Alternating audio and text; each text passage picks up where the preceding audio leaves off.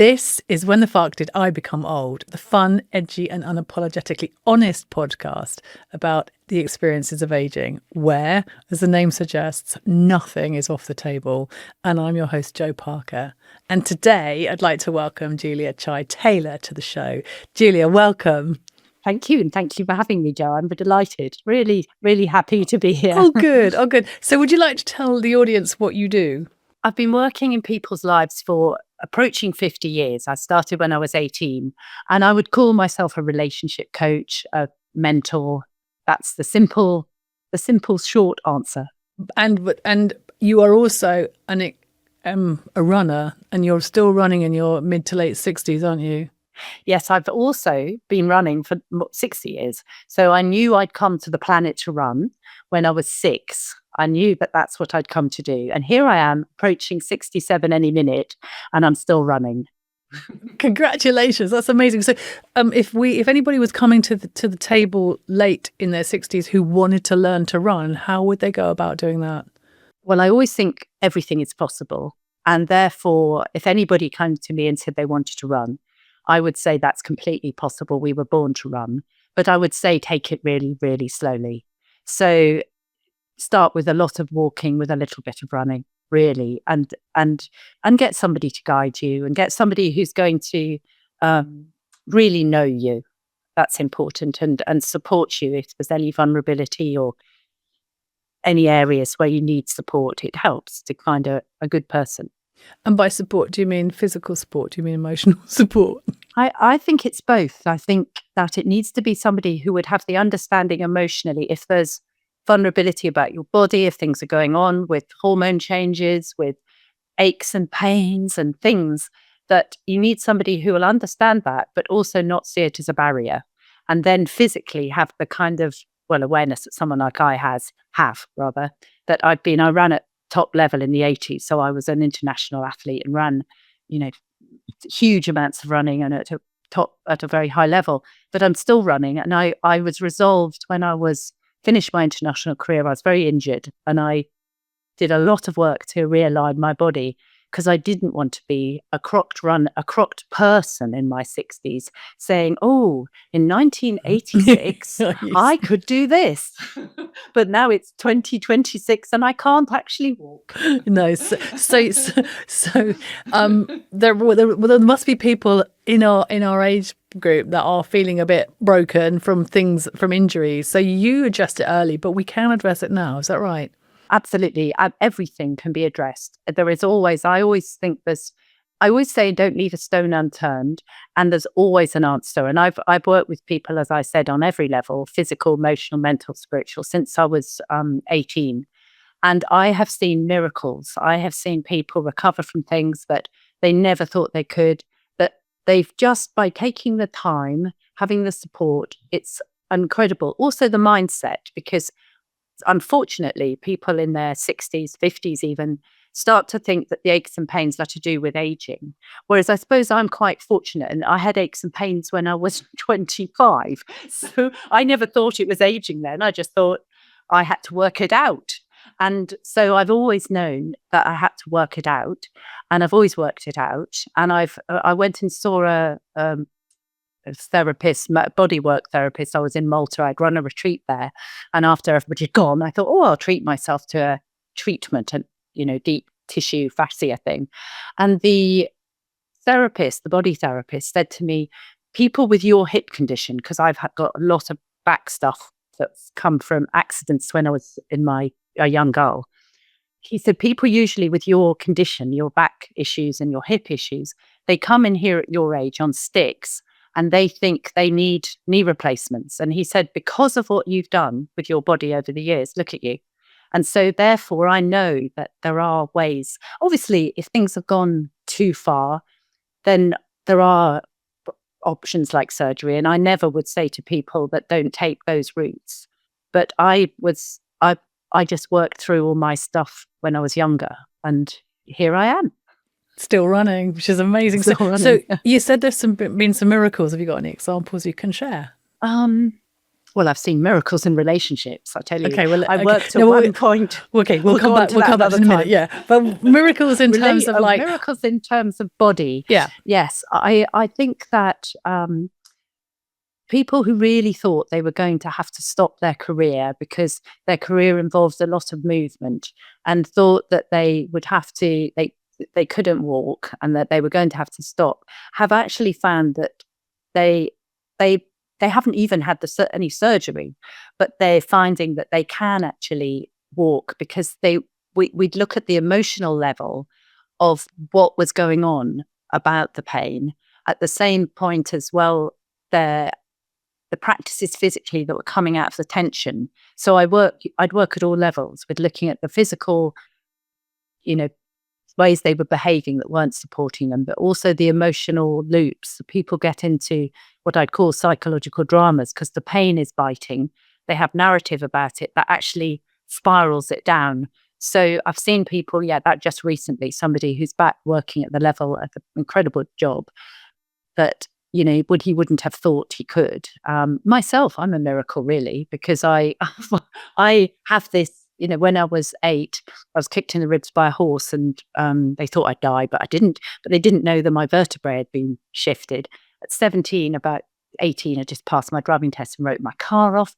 And my back, so my lumbar 4 and 5 are really out. And those are the one at the on base, aren't they? They're by your bottom, yeah. Yes, yeah. And so I had loads of sacroiliac problems and hip problems, and it's still there on the X-ray. But I had the last time I looked inside myself, it was about 2 years ago, and the chiropractor said, "Oh, you're doing really well." He said, "There's a bit of wear and tear in that left hip, but actually your spine's looking good." And then I said, well, "What do I need to do? What do I need to take to make the collar?" They now think, cartilage and thing can regrow. And he's on my page like that. So he said, "Right, you need to take this and this and this." So a lot of it is what we thought was true in the past isn't necessarily true now, and people can regenerate. Yeah, interesting. So I might come back to you later privately offline, because I lift weights and I hurt myself in the gym quite badly, and it's my own fault. I was doing a deadlift at 75 kgs. I was really proud of myself. Chatting to somebody, right? And of course I was not aligned, and I knew the minute I'd done it that it wasn't a muscle, it wasn't muscular, it was skeletal. And so I've got this bulging disc, and my osteopath, who is a cranial osteopath who I love, just said no. And so now I'm easing myself back in with hot yoga, hot Pilates bar, and a little bit of spin. And I can feel the muscle building around the disc that was bulging. So therefore I'm strengthening it. And but it takes time. I think it takes longer when you're in your 60s, doesn't it? Well, that's only a belief, isn't it? Is it? Okay. Yeah, it's just a belief. I think this thing about recovery taking longer, of course it ends up doing that because people keep feeding that as the narrative, as the belief. Mm-hmm. I've got more energy in my 60s than I had in my 30s because I was on adrenaline in my 30s. So I pushed really hard. And I was working in the corporate world. I was working with loads of bankers, and there was the crash in 92, I think it was. So, and everybody was losing all their money. And I was a coach then in the corporate world. And so I was working madly with these mad men who were all in despair because a lot was going on. And I pushed so hard, and I was just out of my international career. I stopped that at like 33-ish. But I was exhausted. I used to have big exhaustion crashes, as you do when you're over pushing. And now my energy flows in a different way. I don't want to do the running I was doing in the past. I don't want to do that amount of running. But I think it's so we're fed a belief, aren't we, then, that as you get older, it gets more, your bones are brittle and you're supposed to, it takes longer to recover, etc., etc. Especially it women. It is a belief we're fed. Yeah, we're fed it. Whereas actually, if you look in, China, there's my husband, Anadi, went out years ago now, but he went and trained with the Shaolin monks in over 20 years ago. And there's men in their 70s who are jumping in the air and landing in the splits. There's different models that we have. And actually, I do think, obviously, we're all going to leave our body, but we don't have to age like people think. And again, it is a lot of it is the beliefs that we're fed about, how old people at a certain What happens age, at a certain this age is supposed to happen. Yeah. And of course it doesn't have to. And do you know the blue zones? Have No. you come across the blue zones? Okay, so there are 5 areas in the world that they're calling the blue zones. One is in Japan. One is in Greece. I think one's in America as well. I can't remember where the other 2 are. But they are areas or pockets where communities live well in their late 90s and into 100s. And part of what they do is the exercise. So Japan, the women are still sitting on the floor and getting up without the aid of either their hands. I mean, even in your 60s, you see people who have to push themselves up who can't make it. So these people are doing, they hill climb in their villages because they live in hills. They're quite simple. So they don't, when they're mixing say they're mashing their potatoes, they're not using a masher. They are using their hands to mix everything. So everything is basic. They're eating a lot of plants in there rather than meat. And they also have a sense of purpose as well, because then even though it's very small, it might be that, I'm looking after my great-great-grandchildren. I might be teaching somebody something that I once knew, but there's definitely a sense of purpose, it's a sense of community. But the part of it is the exercise as well. Yeah, and also not the identification with it, because the irony here is that people, as you said about being patient, people get into exercise and then it becomes a bit of an identity. So there's a push thing going on. Whereas actually, if it's more natural, it's like I generally go upstairs 2 at a time, because it's all what we did it when we're young. So therefore, I do now, but not because I'm particularly in a rush, just because it's a nice thing and it stretches you out. Also, I had a knee issue that came in when was that? 2011. I was 52. And I decided that was the last time I properly trained for a marathon, because in 1986, I ran 2:36, which is my best time. But then when I was 52, I thought, I'll just see what I can do in my 50s. And so I trained for one and did 3:07. However, this back thing, it was a headwind for the last 5 miles of the marathon, which meant that my hamstring tightened up, blah, blah, blah. I hurt my knee. Anyway, this knee I've worked with ever since. I never let it be an issue, even though it was quite a big thing that happened. And then a couple of years ago, yes, even though it was, a couple of years ago, I was having some trouble with it. But what I did was I never don't walk down the stairs, and I never do that sideways thing. So even though it hurt, I thought I've got to keep mobilizing it. So going down the escalators, because I live in London, I'd always go down, and they're quite steep, they're quite big. And I would just go, I've got to keep doing this. And I'd watch the young people going down and imitate them. And then you'd see the people who got the knee issues, which I was feeling, but I didn't hardly told a soul. I just went for some treatment and worked with it. But the moment at 64-ish I was then, the moment you tell someone you've got knees, they go, oh, well, you're 60-something, and oh, you're a runner. And there's an immediate projection, and that's not healthy. So So you talk about mindset, don't you? So it is important that you have a younger mindset and a can-do mindset, that rather than... Yeah, I think so. I think it's just loving living. And I'm totally aware, as I say, that I'm totally aware I've been here since 1959. I've got massive amount of life experience, loads of mistakes, loads of stuff. But I work with a lot of young people because, we said, I'm a coach, a whatever, therapist, teacher of life skills, all those things. And my client base is my youngest. I've got a few in their early 20s. And then I've got some in their late 20s. I've got a massive kind of body of people, 35 to 45 or late 40s. And that's how I spend my days with. Now, I do have people in their 50s and 60s. I have one of 71 and one of 91. But the body of people I spend my time with are those younger people. So I sort of feel like I'm one of them. It's interesting you say that. Essentially, so I'm 64 in a couple of months. So my partner and I go down to the gym, and we are definitely, I'm older than he is, so I definitely think I'm one of the oldest people in the gym. In some of the classes, I bring the average age up by myself. But there's that saying, isn't it? I'd rather be the oldest person in the gym than the youngest person in the care home. What I find incredible is that there are people in their 30s and 40s who actually want to spend time with us. I'm thinking that's amazing, because when I was younger, and I don't know whether or not it's a mindset now we live in, but when I was younger, 64 was just so old that I didn't want to spend time with a 64-year-old. Whereas these people in their late 30s, early 40s we actually go out for dinner, we play paddle with them. It's like, oh my goodness, I wouldn't even considered that when I was younger. It was a very different mindset. Wasn't People it? definitely went into an aging thing. Yeah.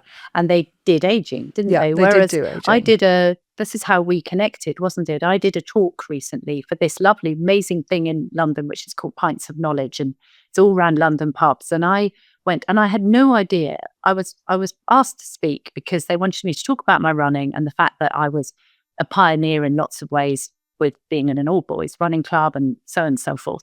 So I went along to this pub in somewhere. Where did on earth did I go? I can't remember. It was Wandsworth. Thank you. You're welcome. Thank you. I couldn't remember. And so the thing opened, and there were 73. The young man who organises it told me they were all 20s to 30s. One couple in their 60s who, well, I make up them in the 60s, but they came at all these young people, and I had such fun with them. And then they all came up and said, "You're so inspiring." And then a couple of young women came up and said, "We wish our mums had come." And it was just fun to be with these people. And if you've got energy, it's not about age, is it? It's about energy. It actually. is. Yeah, no, it is. And the whole thing about, so for me, and part of the reason of doing this podcast was because I am pissed off with the fact that you get to a certain age and then people you become invisible, you become irrelevant. But I'd also think you make yourself invisible and you make yourself irrelevant. You people at our age can just disappear into the age. Yes, they can. And then you don't get There's seen. no need. No, there is no need at all, because it's about living, isn't it? I think it's about not being self-absorbed. And of course, unfortunately, people are self-absorbed when they're 20, 30, 40, 50, 60, and they think everybody's looking at them or thinking about them, or they worry about themselves. Whereas actually, if we're going out in the world and just enjoying being here and enjoying everybody we meet, then it doesn't matter what age is it. Do you think that comes with age, though? Do you think that comes with fuck it, I don't care what people think? Do you think that comes? Well, I've always been like that. I was the naughtiest girl in school. Didn't care what anybody thought. I was the naughtiest girl in school. I was always a naughty one. And I was always not, I was always the leader of everybody.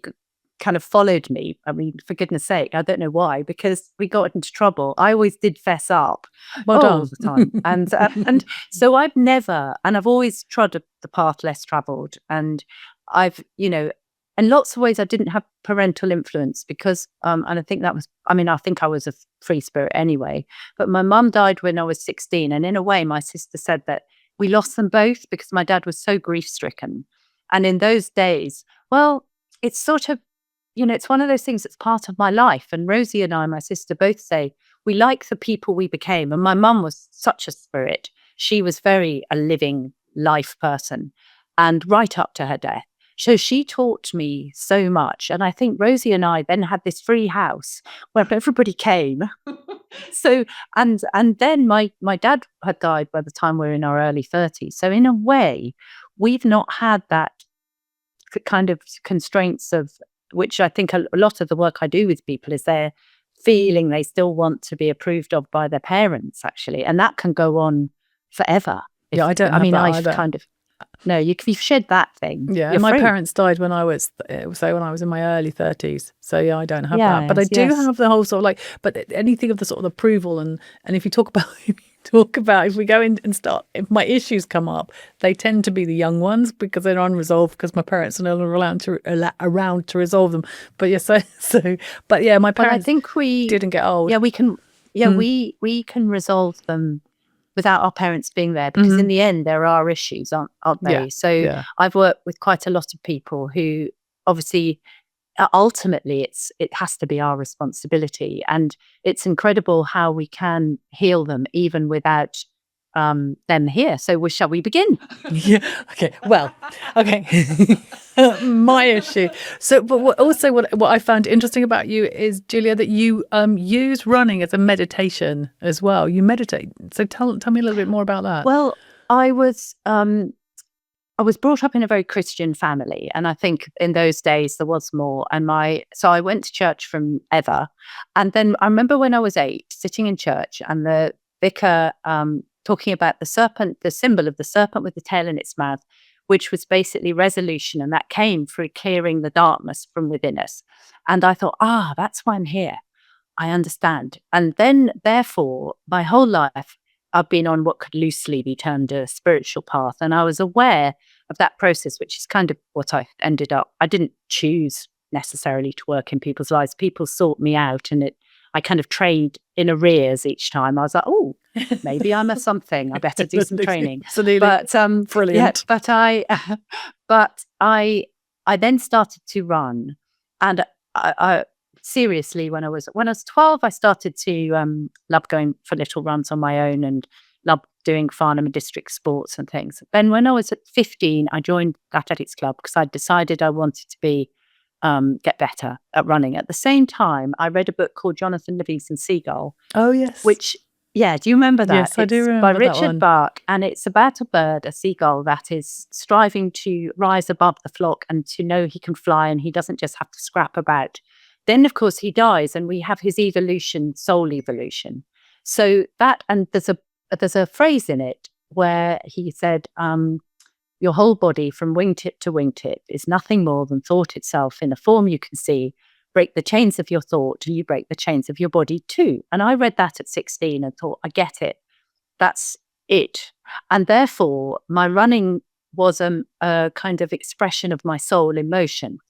Anyway, I then proceeded to, my mum had died, I proceeded to get an eating disorder, I proceeded to have all sorts of troubles that I was always aware I had to work out. But the running then lost its joy, and it became something where I was trying to get to a place where I could run away and I'd never have to face, if I'd run fast enough, everything would be all right. So I lost my way, even though I was running really fast times. But therefore, I always knew that I needed to find my way back. Anyway, in 1986, I was selected for the Commonwealth Games, and I had to drop out at 20 miles with this issue, this back stuff. And that was brilliant. Well, it was awful. Oh, terrible. Yeah, but really disappointing. In terms of my evolution, it was brilliant. Okay. In terms of standing by the roadside watching television and all that, it was awful at 27 years old. However, I knew I had to stop the push. And that was when I really, even though had that spiritual awareness and knew I had come and had always I'd left the organised church by then because I didn't want to do that anymore. But I then started practicing yoga, and that's when I started to bring myself back to being in the step and recognize that yoga is mind-body union. It doesn't have to be the asanas, although they're amazing. It's actually about being here, and therefore my running could become a meditation again. And that even though, and I recognized that I could easily have it as a meditation just running along, but the biggest meditation was to aim for a goal and also not be attached to the outcome. And that was the ultimate meditation. And that's what I'd still practice. I still like, even though I've gone faster, slower, I still like trying to run fast, but without attachment to the outcome. But yeah, and that's it really. That was a bit of a long answer. Sorry. Yeah, no, it's okay. I can't remember what I asked. No, I do meditation. Yes. So I don't, if I don't, let me put this, I'm not, I don't like running, but I do enjoy yoga, and the harder the better, because the harder the better. So I do hot yoga, and I'm going to do hot yoga this evening. And for me, because it is so hard and so hot, it takes me away from anything else, because I can't actually think. There's no room for any of my stresses in my life when I have to concentrate on where I'm putting my body and how I put my body. It's not very fast, but it is slow and it's thought-provoking. And then you do tend to end up in a different place, and it doesn't really matter how long. It doesn't even matter if I can do it, because I do joke about the hot yoga. 2 years, 3 years, and I haven't really improved. I have a bit, but it's like, so it just It's the experience. It's the experience, isn't and it? it's actually, I have no room to think about anything else because I am concentrating on what I'm doing. And do you find that in running you have no room to think about anything else because you've I mindset? think that essentially I practice meditation as life is a meditation. I'm very still now. I mean, I like using my mind. It's an amazing tool. But I think when I was younger, I knew that when I did 6 times a mile, for instance, or I was in a race, 6 times a mile was a standard session when I was a marathon runner. I can remember having complete stillness like you describe in the hot yoga. And I recognized that I was completely still in that time and that all of the stresses, or things I might be working with weren't there then. So I knew that knew who I was and could be still. That there was work to be done. And the thing that I essentially teach in my work is how to have that all the time. And that's quite a big practice. So how to have that stillness all the time. Interesting. And that is working with the reactivity, essentially, which are arrows to our wounding. When people react and they cross, there will be an arrow to the past. Now, that doesn't mean that we put up with bad behavior in front of you, but you are not in the present if you're reacting. So really, it's about having to be still all the time. So I would say now running isn't, I don't really train 6 times a mile anymore. And I don't really run a really hard race. I do. I'm very fast for 60, whatever I am, 66 at the moment. But I'm in a zone as such. But I think it's more that I'm still anyway. Whereas in the past, I would have experiences running races and I was running at such a fast pace, but I didn't feel fast. And then I would recognize that, the Wu Wei, which is that stillness in action. It's a kind of Taoist principle. But now I think that I am, I'm at ease within myself. So it's a different process. But I think running is part of the journey there. So do you think if I were to come to running in my 60s or late 50s, rather than beating myself up about what I can't do, is to come into it in more of a meditative, still place of just let's see? Or how would you coach somebody to be still and to run? Well, having just met you, I would say that you're amazing. Oh, thanks. I'll take that. Strive for excellence, and you push yourself hard in everything you do. That's a wonderful quality, but I think I would teach you to be able to let it come through you rather than things happening because of you, because I think you're clearly creative, you clearly make things happen, but you're kind of doing it with some tension. You're doing it because you know what to do. Whereas I think for you, running would be beneficial for you if you learn more to have it come through you. Because if you go with the same attitude you've done the other things, you might be disappointed, you might hurt yourself, you get improvement. Everybody does when they start, but then you might get disappointed a lot, and that wouldn't serve you.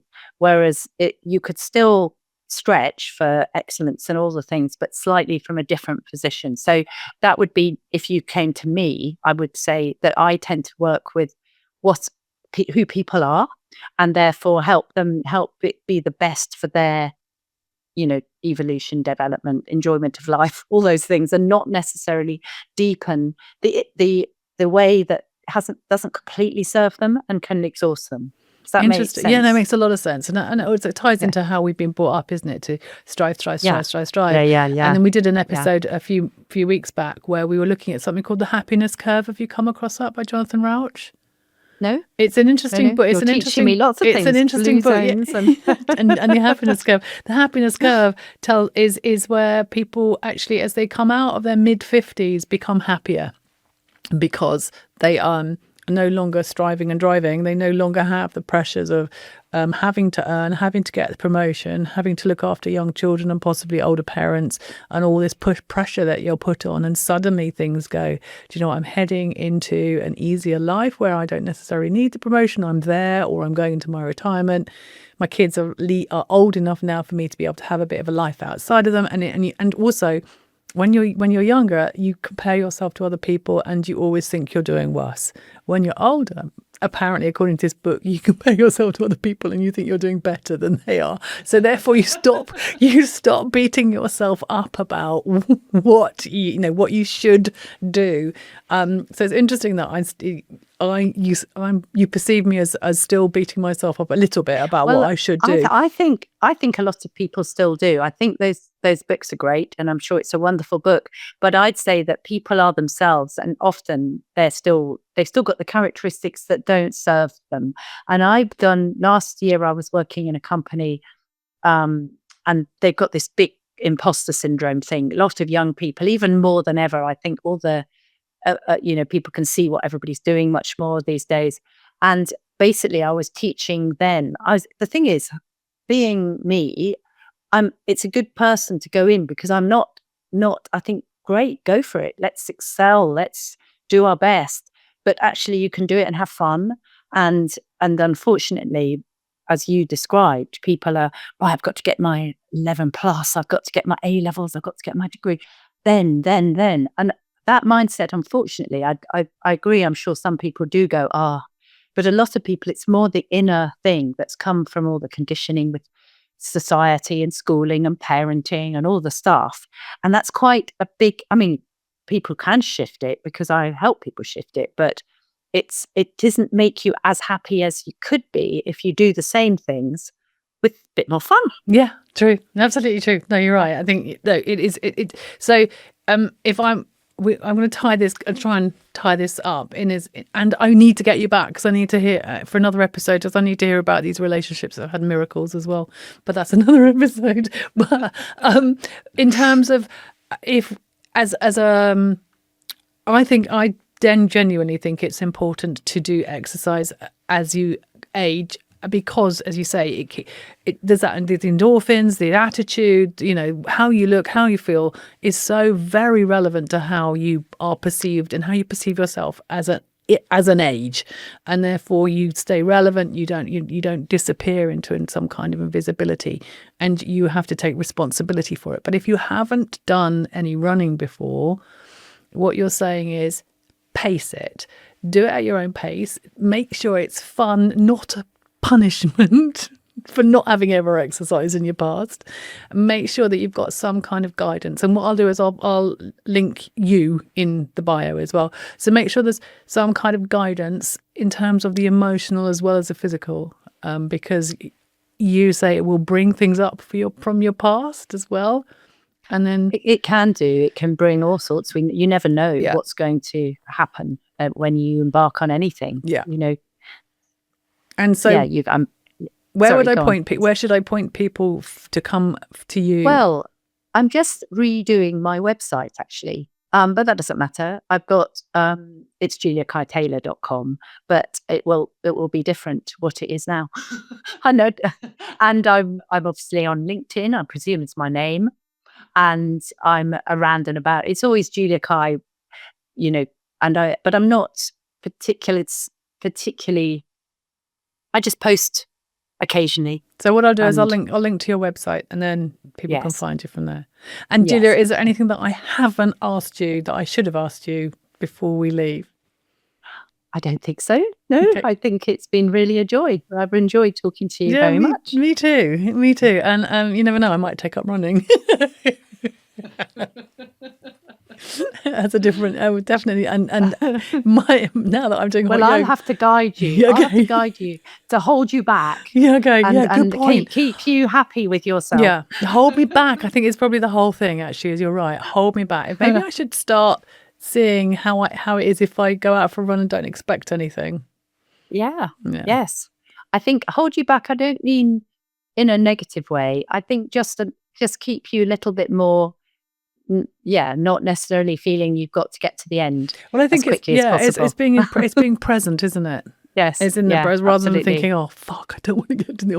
I've got 5 kilometers to run, it's being in the present. So it doesn't really matter if I don't make it to the end. It doesn't matter. No, it's trusting the step. Yeah. I know the next step will take care of itself, even if that step says, "Can we stop now, please?" Well, that's not necessarily the step, that's the mind. But yeah, but Well, sometimes it's it's an interesting one. Yeah, But it's an anyway, I know interesting you one. want to stop. no, I don't want to stop. But let's. I don't. I mean, I could go on forever. But what? Yeah. So for me, do I? I'll come back to this as whether or not I do actually take up running. I mean, it's no, it's not very nice. It's not very nice weather now. Yeah, if you do, Yeah. you would be somebody who needs to do less than you think you need to do, and make the mark of whether it's succeeding, whether you've enjoyed it or not, because I think that would be a different mindset for you. Great. And then you're more likely to find that it's it's happening of itself and it's coming through you, because otherwise the push thing wouldn't make it as fun for you. Okay. Right. Let me think about it. And then I'll come back to you. Maybe I can do in 6 months' time. We'll do another thing when I've actually done some running and I've liked it. Julia, I really, really enjoyed our chat. Thank you so much for joining me. Thank you. I've loved it. Good.